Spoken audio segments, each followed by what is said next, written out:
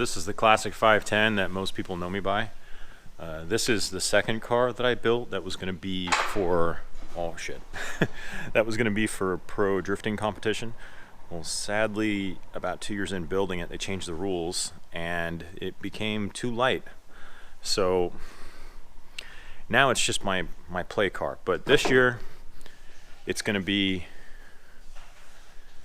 I'm going to try to do time attack and do a bunch of Optima Street Car Challenge autocross events.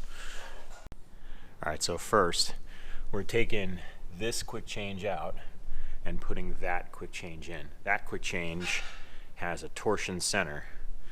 That one has a spool. Spool's not really nice for road racing,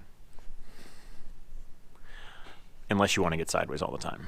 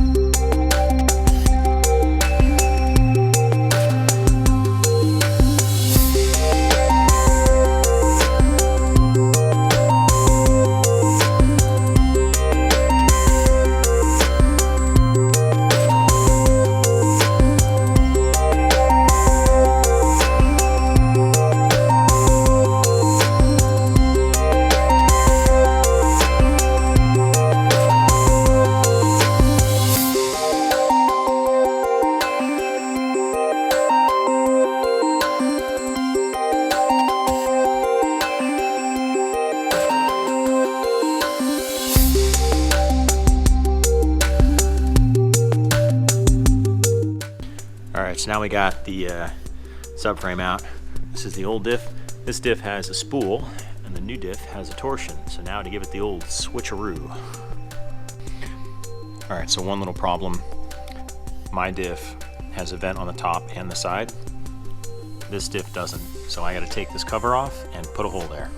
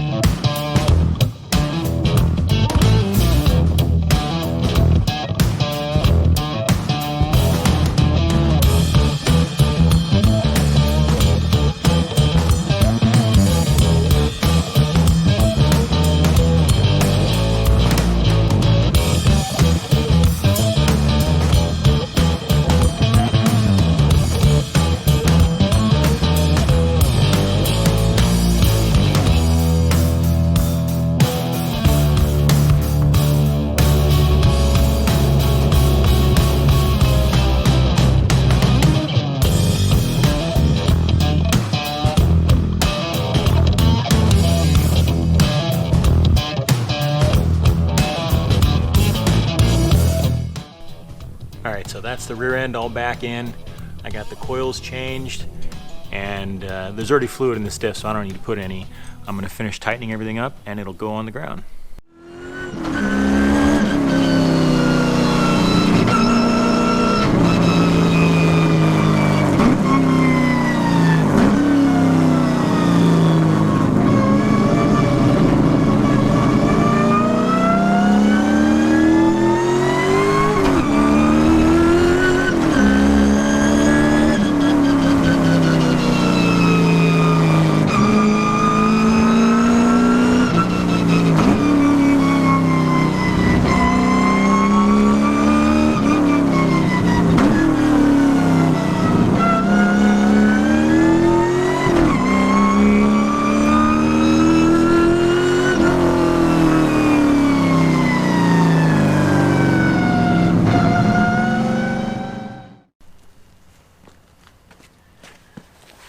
All right, so first it's got to go up in the air. We got to take the wheels off and assess the situation.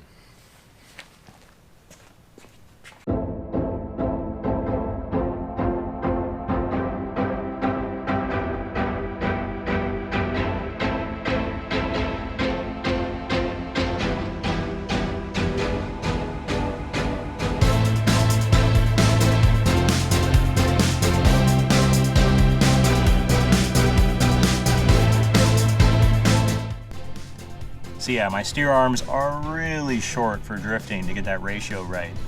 But as for the tension rod, I used an inner tie rod joint. And I thought I was being really cool about it, but I've already replaced these about 6 times. And, you know, they add up. So, see where the tension rod mount is on the control arm? We're gonna take the control arm and flip it upside down so that this point is now over here, and then we're gonna make a new double shear mount over here for the metric inner tie rod. It worked out pretty good. And now we're getting rid of it.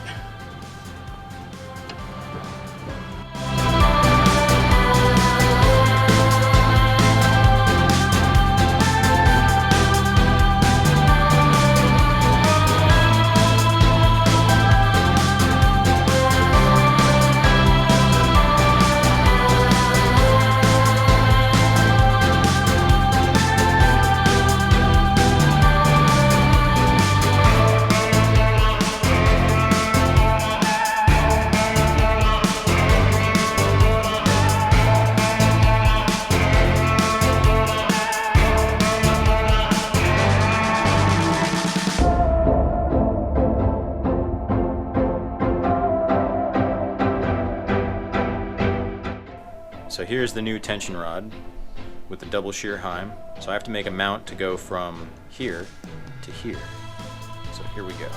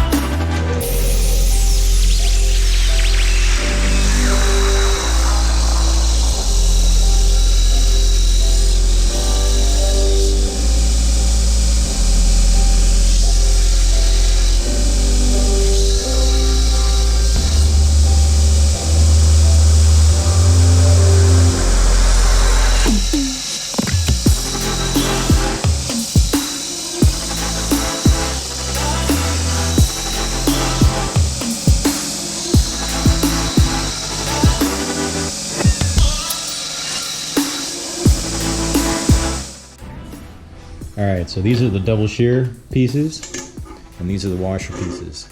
These double shear tabs need to get welded vertically to there, but I need to make a spacer to hold the distance, and also make sure the bolt goes in the middle. Yeah, I mean, that'd be good.